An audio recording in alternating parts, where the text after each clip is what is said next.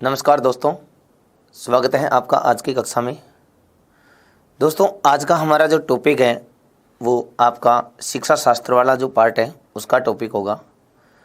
देखिए, शिक्षा शास्त्र की हम बात करते हैं तो आपके शिक्षा शास्त्र वाले जो पार्ट में हम बात करें तो जिसको आप शिक्षण विधि वाला पार्ट भी कह सकते हैं, इसमें आपके भाषा कौशलों का नाम जो दिया गया है,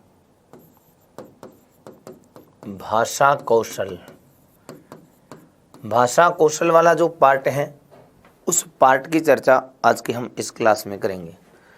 भाषा कौशल, भाषा विकास जो है उसमें भाषा कौशलों में भाषा के 4 कौशल हैं। उन 4 कौशलों में आपके सुनना कौशल, बोलना कौशल, पढ़ना कौशल, लिखना कौशल, श्रवण, भाषण, पठन और लेखन, ये जो 4 कौशल हैं, आप इसके बाद के भाषा कौशल कितने हैं?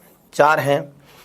इन 4 कौशलों के लिए जिसका अपन इस रूप में चर्चा करें, श्रवण, भाषण, पठन और ये जो लेखन, ये जो 4 कौशल हैं, इन 4 कौशलों की चर्चा हम आज की इस क्लास में करने वाले हैं। तो इन 4 कौशलों को पढ़ने से भी पहले हमें ये जानना होगा कि भाषा क्या होती है। कौशल का मतलब तो दक्षता का भाव है, भाषा दक्षता कह दीजिए या भाषा कौशल कह दीजिए। तो भाषा होती क्या है, भाषा किसे कहते हैं, फिर भाषा के रूप कौन से हैं, और हम ये बात कहें कि भाषा के कौन कौन से पक्ष हैं, इनकी चर्चा सबसे पहले कर लेते हैं। फिर उसके बाद में हम अपने जो ये कौशल हैं उनकी ओर बढ़ते हैं। देखिए, भाषा जो शब्द है वह भाष धातु से बना हुआ है। भाषा शब्द कौन सी धातु से बना है? भाष धातु से बना है। उस भाष का अर्थ होता है कहना। इसका मतलब हम ये कह सकते हैं अपने विचारों को प्रकट करने का जो तरीका है, विचारों को प्रकट करने का जो तरीका है वही क्या होती है? भाषा। पाश्चात्य विद्वान स्वीट महोदय ने कहा था ध्वन्यात्मक शब्दों द्वारा ध्वन्यात्मक शब्दै विचाराणाम प्रकटनम एवं भाषा कथ्यते। ध्वन्यात्मक शब्दों द्वारा विचारों को प्रकट करना ही क्या कहलाती है? भाषा। तो सीधी सी बात आप ये देखें, भाव विनिमय का साधन क्या है? भाषा है। जिसके द्वारा हम अपने विचार प्रकट करते हैं वह क्या कहलाती है? भाषा। फिर उसके बाद तो सीधा सा अर्थ हो गया विचारों को प्रकट करने का तरीका। विचारों को प्रकट करने का तरीका, या आप इसके लिए विचारों को प्रकट करने का जो माध्यम है, जो साधन है, वही क्या कहलाती हैं? भाषा कहलाती हैं। फिर भाषा के हम रूपों की बात करें तो भाषा के 2 रूप हैं, एक तो है मौखिक और एक है लिखित। सांकेतिक भी होती है। तो शिक्षण के अंतर्गत हम ऐसे कहें सांकेतिक भाषा को छोड़कर भाषा के 2 रूप हैं, एक मौखिक है तो दूसरा कौन सा है? लिखित है। ये सामान्य सी बात होगी। मौखिक भाषा अपने विचारों को बोल करके प्रकट करना, लिखित भाषा अपने विचारों को लिख करके प्रकट करना। इसी प्रकार यदि हम भाषा में अपने विचार प्रकट कर रहे हैं तो भाषा में ग्रहण भी होता है। तो भाषा में ग्रहण पक्ष और अभिव्यक्ति पक्ष दोनों आते हैं। ग्रहण करना और अभिव्यक्त करना, जैसे सुनकर अर्थ ग्रहण करना, पढ़कर अर्थ ग्रहण करना, बोलकर अभिव्यक्त करना, लिखकर अभिव्यक्त करना। तो भाषा में ग्रहण और अभिव्यक्ति दोनों पक्ष होते हैं। भाषा मौखिक और लिखित होती है। ग्रहण पक्ष में सुनना और पढ़ना आते हैं, अभिव्यक्त पक्ष में बोलना और लिखना आते हैं। इस रूप में सामान्य से अपन भाषा की बात करें थे। यदि भाषा की हम विशेषताओं की बात करें तो भाषा देखिए एक ऐसी व्यवस्था है जो अनुकरण द्वारा सीखी जाती है। भाषा जो भी है वो परिवर्तनशील होती है। भाषा का अपना एक मानक रूप होता है, उसकी एक लिपि होती है। प्रत्येक भाषा की संरचना अन्य भाषा से भिन्न होती है। ठीक है, आप ये कह सकें भाषा स्थूल से सूक्ष्म की ओर विकसित होती है। ये सामान्य से अपन भाषा के बारे में चर्चा करें तो इन सब बातों को हम एक एक लाइन टू लाइन डिटेल से हम पढ़ते चलते हैं। तो सबसे पहले देखिए अपन बात करते हैं भाषा विकास की, या भाषा के विकास के साथ आप ऐसे समझ लीजिए भाषा कौशलों की। भाषा कौशल, ठीक है। अब सबसे पहले हम बात करें भाषा शब्द की व्युत्पत्ति। भाषा शब्द जो है वो कौन सी धातु से बना है? भाष धातु से बना है, जिसका शाब्दिक अर्थ क्या होता है? स्पष्ट कहना, या आप डायरेक्ट समझ लीजिए कहना। भाषा शब्द है जिसका अर्थ क्या होता है? कहना। अब इसकी परिभाषा की हम बात करें तो भाष्यते व्यक्त वाग रूपेण अभिव्यंजनम इति भाषा। भाष्यते व्यक्त वाग रूपेण अभिव्यंजते इति भाषा, अर्थात व्यक्त वाणी रूप में जिसकी अभिव्यक्ति की जाती है, अभिव्यंजते अभिव्यक्ति की जाती है, व्यक्त वाणी रूप में जिसकी अभिव्यक्ति की जाती है वही क्या होती है, भाषा होती है। मतलब सीधी भाषा में अपन वाणी के द्वारा जिसको अपने विचारों आदि को प्रकट कर रहे हैं वो क्या कहलाती है, भाषा। दूसरी परिभाषा में क्या है, भाषणादि ही भाषा, भाषण करने के कारण ही ये क्या कहलाती है, भाषा कहलाती है। तीसरी बात में दंडी ने जो अपने काव्यादर्श लिखा है उसमें परिभाषा दी है, वाचाम एवं प्रसादेन लोक यात्रा प्रवर्तते, अर्थात वाणी से ही हमारी लोक यात्रा, जो वाग्देवी की कृपा से ही हमारी लोक यात्रा जो है वो संभव हो जाती है। लोक यात्रा संभव का मतलब हमारा जीवन जो है वह, तो वाणी के द्वारा ही हमारा जो जीवन है वो सही प्रकार से यात्रा कर पाता है, मतलब कि हम सही प्रकार से जीवन जी पाते हैं। तो इस भाव में भी आप अर्थ ये निकालेंगे तो विचारों को प्रकट करना जो है वो क्या हो गया, भाषा। इस तरीके से अपने यहाँ भाषा की परिभाषा की बात करें। इसी प्रकार आगे एक परिभाषा दे रखी है जिसमें स्वीट महोदय सबसे इंपॉर्टेंट परिभाषा है कि ध्वन्यात्मक शब्द, ये प्रश्न बार बार आपसे पूछा जाता है, ध्वन्यात्मक शब्द विचाराणाम प्रकटनम एवं भाषा, ध्वन्यात्मक शब्दों द्वारा विचारों को प्रकट करना ही क्या कहलाती है, भाषा कहलाती है। ये कहते हैं कि ध्वन्यात्मक शब्दों द्वारा विचारों को प्रकट करना ही क्या कहलाती है, भाषा कहलाती है। या आप इसके बोली हुई ध्वनियों द्वारा मानवीय विचारों की बौद्धिक अभिव्यक्ति क्या है, भाषा है। पतंजलि महोदय भाषा के बारे में कहते हैं कि भाषा वह व्यापार है जिसे हम वर्णात्मक या व्यक्त शब्दों द्वारा अपने विचारों को प्रकट करते हैं। बाबूराम सक्सेना ये कहते हैं, अपनी इनकी पुस्तक है सामान्य भाषा विज्ञान, और इस पुस्तक में ये भाषा के विषय में परिभाषा देते हैं कि ध्वनि चिन्हों द्वारा मनुष्य परस्पर विचार विनिमय करता है। इस बात को ध्यान रखना, विचार विनिमय मतलब भाव विनिमय। ध्वनि चिन्हों द्वारा मनुष्य परस्पर विचार विनिमय करता है, उसे ही क्या कहते हैं, भाषा कहते हैं। इसके बाद वांद्रिय जो है मनोवैज्ञानिक हुए हैं, भाषाविद हुए हैं, उन्होंने भाषा की परिभाषा में कहा है भाषा एक प्रकार का चिन्ह है, प्रतीक है। यहाँ चिन्ह से तात्पर्य उन प्रतीकों से है जिनके द्वारा मनुष्य अपने विचार दूसरों के लिए प्रकट करता है। तो देखिए यहाँ पर भी विचार दूसरों के लिए प्रकट करता है, मतलब विचारों को प्रकट करना ही क्या कहलागे, भाषा। लास्ट में सभी परिभाषाओं के आधार पर हम ये बात करते हैं कि आप ये कह सकते हैं भावाभिव्यक्ति का जो सर्वोत्तम साधन है वो ही क्या है, भाषा है। और ये प्रश्न आपकी एग्जाम में आया है, भावाभिव्यक्ति का उत्तम साधन है, आंसर आया था भाषा। तो ये तो सामान्य सी आपकी भाषा की परिभाषाएं होगी। उसके बाद आगे की चर्चा करते हैं भाषा की विशेषताएं। इन परिभाषाओं के आधार पर यदि हम भाषा की विशेषताओं की बात करें तो ध्यान रखेंगे भाषा एक अर्जित संपत्ति है, क्योंकि भाषा अनुकरण अभ्यास द्वारा सीखी जाती है, इसलिए ये एक अर्जित संपत्ति है। भाषा एक व्यवस्था है तथा यह किसके द्वारा सीखी जाती है, अनुकरण द्वारा। भाषा अनुकरण द्वारा सीखी जाती है। भाषा परिवर्तनशील है। आप जिस क्षेत्र विशेष में जाते हैं अपने क्षेत्र विशेष की भाषा है। लंबे समय तक यदि हम किसी दूसरे क्षेत्र विशेष में रहते हैं और वहाँ के लोगों के संपर्क में हम आते हैं तो धीरे धीरे अपनी भाषा में उस क्षेत्र विशेष के, जहाँ आप जाकर के निवास कर रहे हैं, लंबे समय तक वहाँ रह रहे हैं, तो उस क्षेत्र विशेष की भाषा के जो शब्द हैं वो अपनी भाषा में समाहित हो जाते हैं। इसलिए अपन ऐसे कह सकते हैं भाषा जो है वो कैसी है, परिवर्तनशील है। भाषा सामाजिक धरोहर है। सामाजिक धरोहर कैसे है, समाज में विचार विनिमय का ये क्या है, साधन है। भाषा प्रतीकात्मक है। प्रतीकात्मक से तात्पर्य इसकी निश्चित कोई मानक लिपि, प्रतीक, चिन्ह आदि होते हैं, उन्हीं के आधार पर व्यक्ति अपने विचार प्रकट करता है। और भाषा व्यावहारिक दक्षता है। अपने व्यवहार की दक्षता भी क्या है, भाषा है। ये सामान्य सी भाषा की विशेषताओं में। उसके बाद आगे की जो भाषा की विशेषताओं में इसी क्रम में हम बात करें, भाषा सभ्यता के साथ विकास पाती है। सभ्यता के साथ विकास पाने का अभिप्राय है कि देखिए भाषा का जो प्रारंभिक रूप है वो मौखिक रूप है, लेकिन जैसे जैसे सभ्यताएं संस्कृतियां आई वैसे ही वैसे सभ्यताओं और संस्कृतियों ने भाषा के रूप को बदल दिया। इस प्रकार भाषा जो विकास हुआ है वो सभ्यताओं आदि के आधार पर हुआ है। भाषा का प्रारंभिक रूप कैसा है, मौखिक है, तथा इसका लिखित रूप जो है वो सभ्यता व संस्कृति की क्या है, देन है। सभ्यताएं आई, संस्कृतियां आई, वैसे वैसे भाषा का जो रूप है वो परिवर्तित हो गया और आज आपके सामने भाषा का जो रूप है आप अच्छे से जानते हैं। स्थूलता से सूक्ष्मता की ओर जो मूर्त रूप है, जो मुख्य भाव है, जिसके बारे में आप मनुष्य सामान्यतः जानता है वो स्थूल रूप होता है। जिसके बारे में वो नहीं जानता है सूक्ष्म भाव है, भाषा के तत्व आदि जो है वो इसके लिए सूक्ष्म भाव है।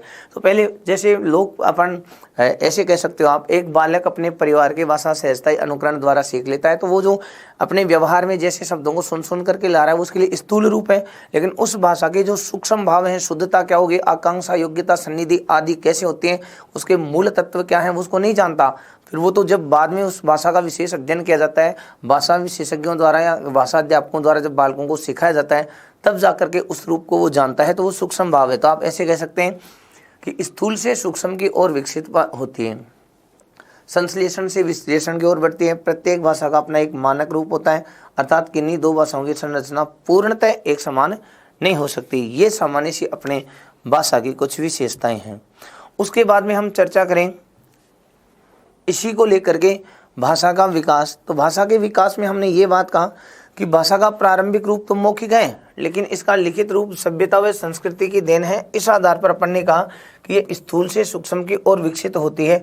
फिर दूसरी बात, एक बात और जो भी मैं थोड़ी देर पहले आपको बता रहा था, भाषा में ग्रहण एवं अभिव्यक्ति का विशेष महत्व है।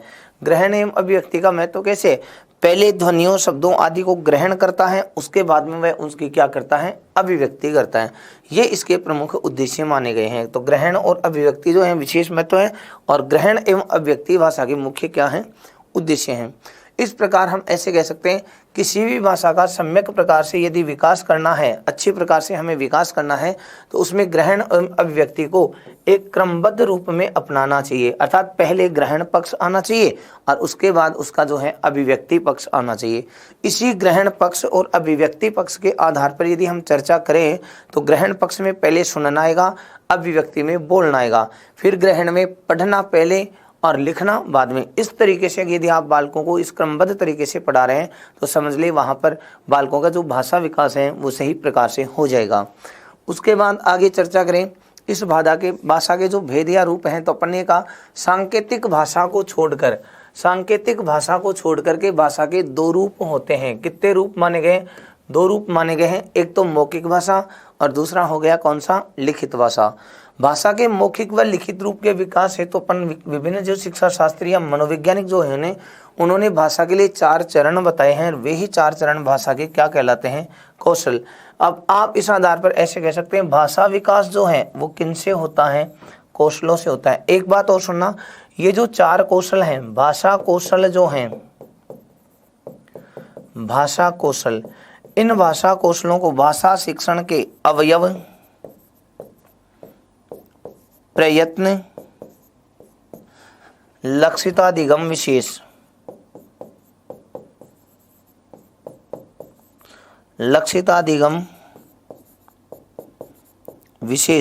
इन नामों से भी जाना जाता है। तो इनका जो क्रमबद्ध, जो मनोवैज्ञानिक क्रम या अपन बात कहें इनका जो निश्चित क्रम है वो क्या होगा, इसकी सारे चर्चा करेंगे। तो भाषा शिक्षण कौशलों का अत्यधिक महत्व है। कौशलों में भाषा शिक्षण के देखो नाम बताया था मैंने, अवयव, भाषा शिक्षण के प्रयत्न, भाषा शिक्षण की प्रक्रिया तथा लक्षित अधिगम विशेष, इन नामों से भी इन भाषा कौशलों को जाना जाता है। भाषा शिक्षण के कितने कौशल हैं, 4 कौशल हैं, और इन 4 कौशलों का मनोवैज्ञानिक क्रम कह दो या स्वाभाविक क्रम कह दो, या आप इनका जो निश्चित क्रम कह दो, वो इस रूप में आएगा। पहले श्रवण होगा, फिर भाषण होगा, फिर पठन होगा, तो अंत में क्या होगा, लेखन। अब यहाँ पर अपन के ये जो 4 कौशल हैं, इन 4 कौशलों के यदि हम विकास की बात करें तो इनका विकास किससे होता है, उच्चारण से आरंभ होता है। विकास कहाँ से आरंभ होता है, उच्चारण से। क्यों होता है इसको समझ लो। उच्चारण से इसलिए आरंभ होता है, या आप बालकों का श्रवण कौशल है, सुनना कौशल है, उस सुनना कौशल को विकसित करना चाहते हैं तो आपको कोई ना कोई ध्वनि का उच्चारण करना होगा। जब तक आप ध्वनियों का उच्चारण नहीं करेंगे तो बालक क्या सुनेगा और उसका अर्थ ग्रहण क्या करेगा। इसलिए सुनना कौशल को विकास करने के लिए उच्चारण करना अनिवार्य है। तब अपने कहा कि कौशलों का विकास उच्चारण से आरंभ किया जाता है। ये ध्यान रखेंगे, यहाँ एक शब्द और जोड़ लेंगे, आरंभ। कौशलों का विकास कहाँ से आरंभ होता है, उच्चारण से आरंभ होता है। उच्चारण करेंगे तो ही बालक का सुनना कौशल विकसित होगा। ये सामान्य सी अपन ने नॉर्मल सी बातें हैं, इनमें ज़्यादा रटने की आपको जरूरत नहीं, सीधा ध्यान रखना है। एक तो इनके अन्य नाम याद रख लेना, अवयव, प्रयत्न, प्रक्रिया, लक्षित, अधिगम, विशेष। दूसरा आप इनका मनोवैज्ञानिक स्वरम या स्वाभाविक क्रम जो है वो ध्यान रखेंगे, सुनना, बोलना, पढ़ना, लिखना। इन कौशलों का विकास का प्रश्न आ जाए तो उच्चारण से कर देना, और भाषा कौशलों का भाषा के विकास का प्रश्न आ जाए तो फिर कौशलों से होगा। इस तरीके से आपके यहाँ आंसर होंगे। उसके बाद एक एक ये जो कौशल हैं, इन कौशलों का हम एक वर्गीकरण के आधार पर पढ़ लें। तो देखिए कौशल आपके 4 हैं। तो एक तो कौशल, फिर उसका मुख्य उद्देश्य, फिर बुद्धि में इसकी स्थिति क्या है वो होगा, और इसकी प्रकृति कैसी, इसका स्वरूप कैसा है वो, और इसका संबंध कौन सी विज्ञान से है। देखिए भाषा एक कला होने के साथ साथ भाषा एक विज्ञान भी है। तो ये जो कौशल हम पढ़ रहे हैं उसका कौन सी विज्ञान से संबंध है, इस रूप में हम यहाँ चर्चा करें। तो सबसे पहले कौशल आ गया कौन सा, श्रवण कौशल। श्रवण कौशल का जो मुख्य उद्देश्य है सुनकर अर्थ ग्रहण करना। तो सुनकर अर्थ ग्रहण करना को आप ऐसे लिख दीजिए, श्रुत्वा अर्थ ग्रहणम, सुनकर अर्थ ग्रहण करना। फिर उसके बाद इसको आप ऐसे कह दिए, मौखिकाभिव्यक्ति। मौखिकाभिव्यक्ति ये भाषण कौशल जो है उसका मुख्य उद्देश्य है। फिर पठन कौशल का मुख्य उद्देश्य है पठित्वा। पठित्वा अर्थ ग्रहणम, पढ़कर अर्थ ग्रहण करना। और लेखन कौशल का जो मुख्य उद्देश्य है वो ये है पठितस्य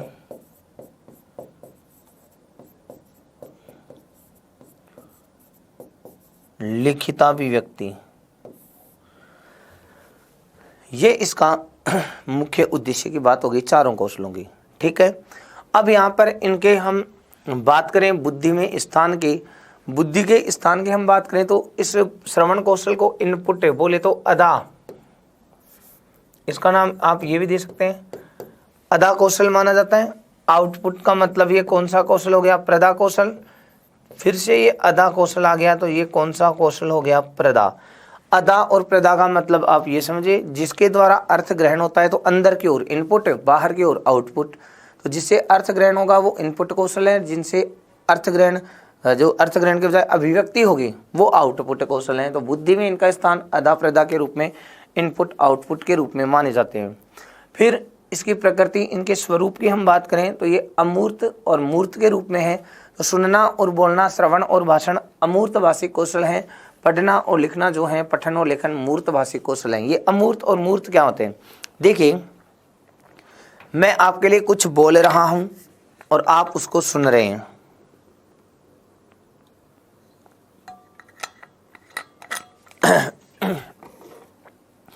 मैं आपके लिए कुछ बोल रहा हूं, आप मेरी बातों को सुन रहे हैं। तो मैं बोल रहा हूं, आपको दिखाई नहीं दे रहा, आप सुन रहे हैं वो आपको दिखाई नहीं दे रहा। तो जिसका स्वरूप दिखाई नहीं दे वो तो क्या है, अमूर्त है, और जिसका स्वरूप दिखाई दे वो मूर्त है। जैसे कि मैंने यहाँ कुछ लिखा हुआ है तो आप उसको देख पा रहे हैं, तो लिखी हुई वस्तु दिख रही है, इसका मतलब लेखन क्या है, मूर्त है। और आप पढ़ रहे हैं, इसको पढ़ रहे हैं, तो जो दिख रहा है आप उसको पढ़ रहे हैं, तो लिपि का आप पठन कर रहे हैं। इसका मतलब वो आपको जो दिख रहा है उसी का आप पठन कर रहे हैं, बाँच रहे हैं। इसका मतलब पठन जो है वो भी कैसा हो गया, मूर्त हो गया। तो आप ऐसे कहेंगे सुनना और बोलना जो है वो अमूर्त भाषिक कौशल हैं, जबकि पढ़ना और लिखना दोनों कैसे हैं, मूर्त भाषिक कौशल हैं।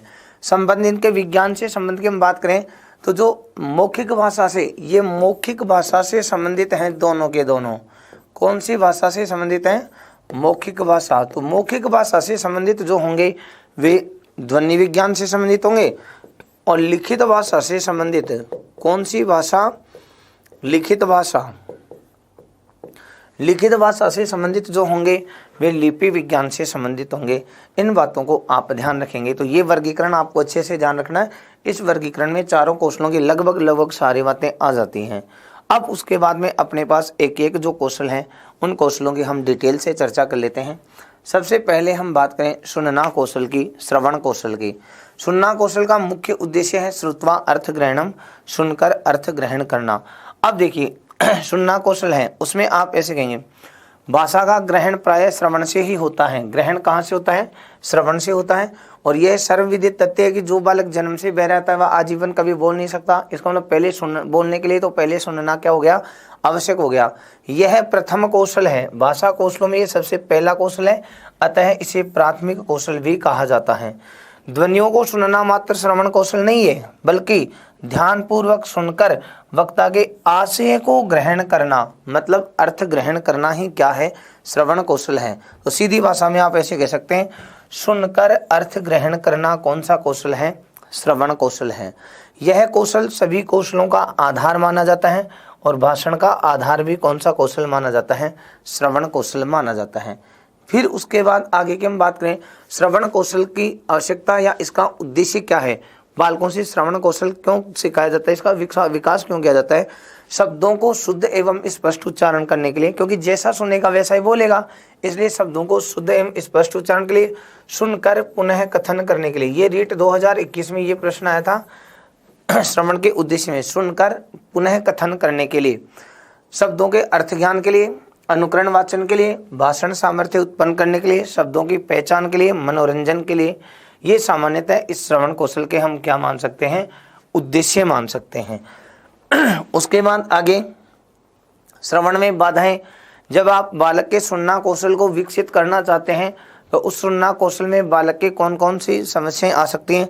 तो देखिए, सुनना कौशल में हम बाधाओं की समस्या की बात करें तो जैसे मैं आपके लिए वक्ता के रूप में कार्य कर रहा हूँ और मैं आपको विषय वस्तु सुनाना चाह रहा हूँ, लेकिन आपको सुन करके उसके अर्थ ग्रहण करने में दिक्कत आ रही, तो मतलब श्रवण में बाधा होगी। तो वो बाधा कैसे हो सकती है?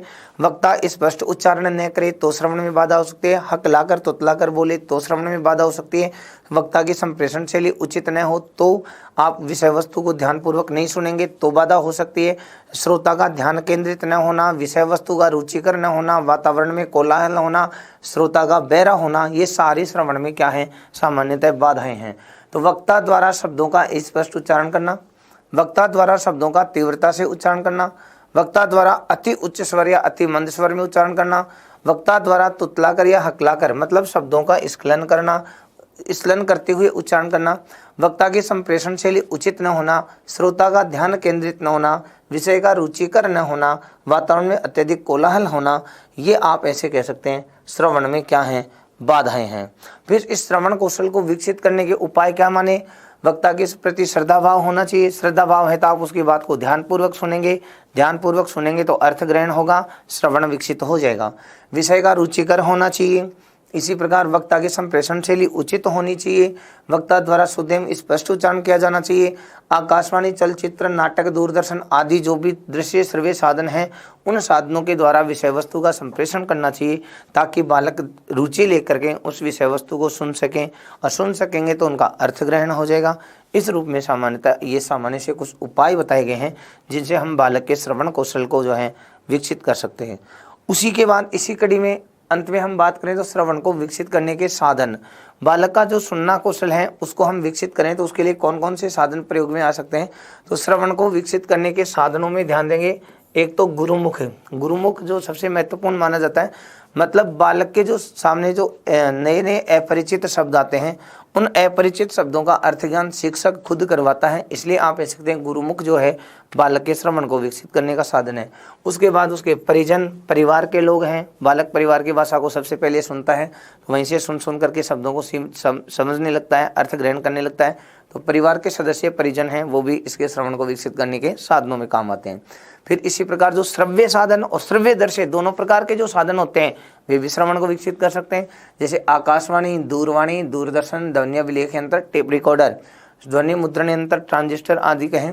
इसी प्रकार ध्वनि विस्तारक यंत्र, लाउड स्पीकर आदि कह सकते हैं, संगणक, कंप्यूटर कह सकते हैं, ये वाले, ठीक है। ये बालक के श्रवण को विकसित करने के साधनों में। इसके अलावा भाषण है, वाद विवाद है, अंत्याक्षरी है आदि ये जो प्रतियोगिताएं होती हैं वे भी बालक के श्रवण को विकसित करने में साधनों का कार्य करती हैं, ठीक है।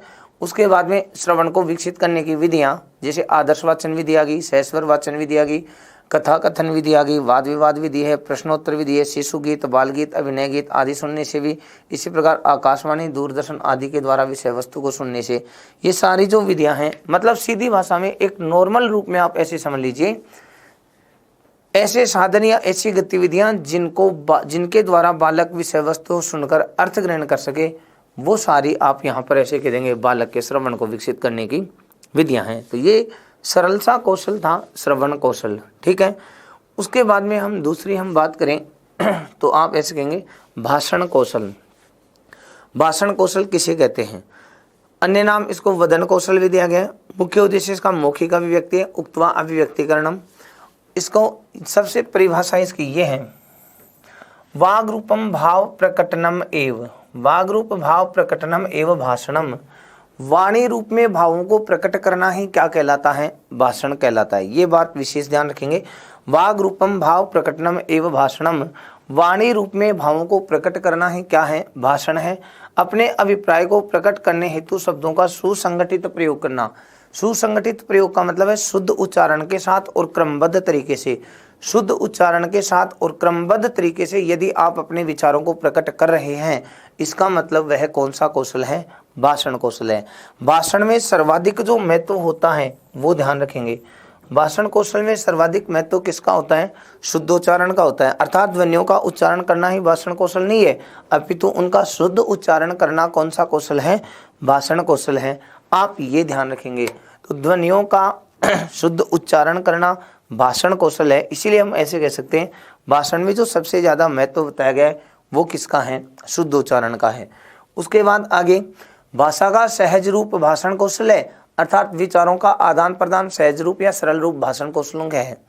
भाषण कौशल जन्मजात नहीं है, अपितु यह एक क्या है? अर्जित शक्ति है। भाषण कौशल है जन्मजात होने के बजाय अर्जित शक्ति है। अर्जित शक्ति क्यों है?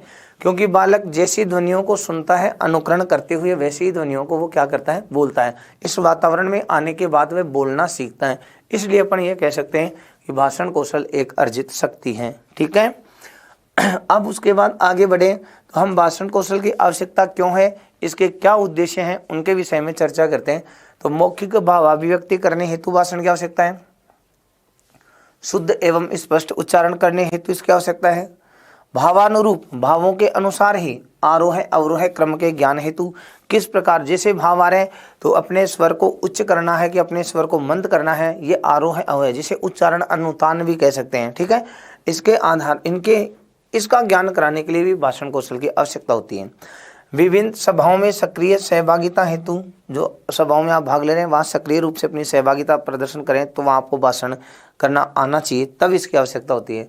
शब्दकोश की वृद्धि हेतु, सम्यक उच्चारण में सामर्थ्य उत्पन्न करने हेतु और मनोरंजन हेतु, ये सामान्य से इस भाषण कौशल का क्या है? आवश्यकता या उद्देश्य है। अब उसके बाद में हम बात करें भाषण के साधनों की, अर्थात जिस प्रकार श्रवण के साधन थे वैसे ही भाषण के साधन के हम भाषण कौन कौन से साधनों के द्वारा भाषण सीख सकते हैं या उनका विकास किया जा सकता है। तो शिशु गीत, अभिनय गीत हो गए, तो डायरेक्ट आप ऐसे कह दें गीत जो हैं वो। फिर उसके बाद में आप ऐसे कह दो कथा, वाचन, प्रहेलिका, सामूहिक संभाषण, दूरभाष, नाटकीकरण। नाटकीकरण का मतलब अभिनय। नाटकीकरण के लिए अपने यहाँ क्या नाम दे सकते हैं? अभिनय दे सकते हैं। ठीक है। इसी प्रकार सारस्वत सभा, कवि सम्मेलन, विचार गोष्ठी, चर्चा परिचर्चा, वाद विवाद आदि, ये सब क्या हैं? भाषण के साधन हैं। ठीक है। उसके बाद भाषण कौशल की विधियाँ। भाषण कौशल की विधियों में जैसे आप संभाषण विधि, संभाषण मतलब वार्तालाप करना, आपस में वार्तालाप करवा करके बालकों को भाषण सिखाया जा सकता है। गीत विधि के द्वारा कथा कथन, अंत्याक्षरी, भाषण स्पर्धा, वाद विवाद, अनुवाचन, इन सारी विधियों के द्वारा आप बालक का भाषण कौशल जो है वो विकसित कर सकते हैं। ये नाम मात्र सामान्य से इजी हैं। देखिए एक एक को संक्षेप में समझते हैं। संभाषण का मतलब है आप छात्रों से आपस में वार्तालाप कीजिए। वार्तालाप के दौरान आप बालकों को शुद्ध बोलना, शुद्ध उच्चारण करना आदि सिखा सकते हैं। तो ये संभाषण विधि होगी। गीत विधि में गीत गाकर आप बालकों से गीत सुन सकते हैं। तो बालक जब गीत गाएंगे तो क्रमबद्ध तरीके से उचित सुर ताल लय के साथ गाएंगे, तो वहाँ गीतों के द्वारा बालकों के भाषण को विकसित किया जा सकता है। कथा कथन, कहानी कहने से, जब बालक आपको कहानी सुनाएंगे तो कहानियों के द्वारा बालकों का भाषण विकसित हो सकता है। अंत्याक्षरी, अंत्याक्षरी में बालक क्रमबद्ध तरीके से जिस अक्षर से वर्ण अंत, जो भी दोहा, श्लोक आदि जो भी अंत हो रहा है बालक वहीं से शुरू करता है, तो ध्यानपूर्वक क्रमबद्ध तरीके से बोलता है शुद्ध उच्चारण के साथ, तो अंत्याक्षरी के द्वारा भाषण विकसित हो सकता है। भाषण स्पर्धा, स्पीच कंपटीशन, बालकों से आप भाषण की कंपटीशन करवा सकते हैं, उससे भाषण विकसित हो जाएगा। वाद विवाद, वाद विवाद का मतलब है बिना पूर्व तैयारी के अचानक से कोई विषय वस्तु प्रस्तुत करके बालकों से उस पर पक्ष विपक्ष में तर्क वितर्क करवा लिए जाते हैं, वो हो गया वाद विवाद। अनुवाचन का मतलब है अध्यापक जो है वाचन करे, फिर बालक उनके पीछे पीछे उच्चारण करते रहें, इसका मतलब अनुवाचन के द्वारा भी बालक का भाषण कौशल है वो विकसित किया जा सकता है। उसके बाद आगे की चर्चा करें भाषण कौशल को संपादन के उपाय का मतलब, संपादन उपाय का मतलब उसका विकास करने के उपाय। तो विकास करने के उपायों के बारे में सारांश सी बात है, श्रवण में दक्षता प्राप्त करके, किसमें, श्रवण में, श्रवण में दक्षता प्राप्त करके भाषण में दक्षता प्राप्त की जा सकती है। इसका मतलब बालक का जितना उत्तम श्रवण होगा, इस बात को आप ऐसे कह सकते हैं, जितना उत्तम श्रवण है उतना ही उत्तम क्या होगा, भाषण होगा। तो श्रवण कौशल को विकसित करके भाषण कौशल में दक्षता लाई जा सकती है। नंबर 2, विराम आदि चिन्हों को ध्यान में रखकर बोलने का अभ्यास कराना। जिसे एक एग्जाम्पल आप ऐसे कहते हैं, दरवाजा बंदर खा गया, तो दरवाजा बंदर खा गया गलत हो गया। रोको मत जाने दो, रोको मत जाने दो या रोको मत जाने दो, अलग अलग अर्थ प्रकट हो रहे हैं। ऐसे विराम आदि चिन्ह है, उनका सही जगह पर प्रयोग आदि करने का अभ्यास करवा करके बालक के भाषण को विकसित किया जा सकता है। यदि जहां पर आपको विराम का प्रयोग करना है वहां पर न करके दूसरे शब्दों की जगह दूसरी वाक्य में दूसरे स्थान पर विराम का प्रयोग कर दिया तो अर्थ का अनर्थ हो जाता है। ठीक है, इसलिए ये इसको विकसित करने का मतलब यह है कि जहां पर बालकों को विराम आदि चिन्ह उसका विशेष ध्यान रखते हुए फिर उच्चारण करने की योग्यता है वो यहाँ पर विकसित की जा सकती है। कठिन शब्दों का बार बार उच्चारण का अभ्यास करवा कर भी भाषण कौशल को विकसित किया जा सकता है। समान वेग अथवा पर्याप्त स्वर में, पर्याप्त स्वर से अभिप्राय क्या है, न तो अति उच्च न अति मंद न अति तीव्र न अति स्नेह धीरे, ऐसे। तो इस प्रकार मध्यम स्वर में उचित वेग में आप बालकों से उच्चारण करवा करके भी इस भाषण कौशल को संपादित किया जा सकता है, विकसित किया जा सकता है। उचित आरोह अवरोह गति यति तथा भावानुसार भाषण का अभ्यास करवा के इसको संपादित किया जा सकता है। और लास्ट में क्या कहें, स्वतंत्र वातावरण का निर्माण करके भी बालकों का जो है भाषण कौशल है इसको हम विकसित कर सकते हैं। तो सरल सी बात है, अपन ने ये कहा कि ये जो भाषण कौशल है, इस भाषण कौशल में सामान्यतः ये जो आप क्रियाकलाप हैं, इन क्रियाकलापों को ध्यान में रखते हुए बालक का जो है भाषण कौशल हम विकसित कर सकते हैं। ठीक है, तो यहाँ पर अपन ने ये जो भाषा विकास में जो 2 कौशल हैं सामान्यतः, एक तो सुनना कौशल और एक बोलना कौशल, इसकी हमने चर्चा की है। तो ये अपने भाषा कौशलों में जो है एक तो सुनना कौशल और एक बोलना कौशल होगी। याद रखना, भाषा के 4 कौशल हैं, उन 4 कौशलों में प्रथम कौशल सुनना कौशल है, दूसरा कौशल जो है जिसे हम कहें भाषण कौशल है, बोलना कौशल है, तीसरा कौशल पठन और चौथा कौशल जो है वो लेखन कौशल है। सबसे कठिन कौशल लेखन कौशल माना जाता है। आपकी ये जो आज की क्लास हुई है, इस क्लास में हमने सुनना कौशल और बोलना कौशल के विषय में चर्चा की है। अपनी जो अगली जो क्लास होगी उस क्लास में हम अपने जो भाषा के अन्य जो कौशल हैं उनकी विस्तार से चर्चा करेंगे, क्योंकि जो बड़े बड़े जो कौशल आपके ये बताए गए हैं, सुनना और बोलना कौशल सामान्य कौशलों के रूप में है, लेकिन सबसे इम्पोर्टेंट पठन कौशल और जो लेखन कौशल हैं उनकी चर्चा हम अगली क्लास में करेंगे। जय हिंद, जय भारत।